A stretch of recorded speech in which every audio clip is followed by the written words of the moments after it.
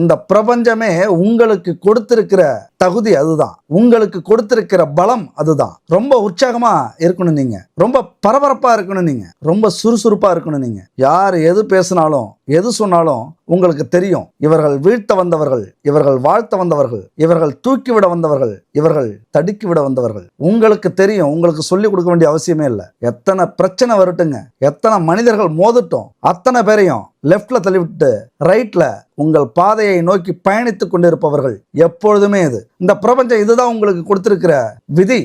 ரிஷபராசி நண்பர்களுக்கு இந்த காலகட்டத்தில் என்ன பிரச்சனை? நல்லா தானே போயிட்டு இருந்தது, நல்லா தானே போகணும்னு சொன்னீங்க, ஆனா எங்கெங்க பிரச்சனையாச்சு? அதுதான் குரு பகவான் 3வது வீட்டில இருந்து உங்களுடைய முயற்சிகளை நல்ல வழியில பயணிக்க வச்சாலும், நல்ல செயலை செய்ய வச்சாலும், நல்ல பாதையை காட்டினாலும் சனி பகவான் உங்களது ராசியை பார்த்து கொஞ்சம் எதுவுமே ஈஸியா கிடைச்சிடாது, எல்லாத்துக்குமே ஒரு போராட்டம் இருக்கணும்ல,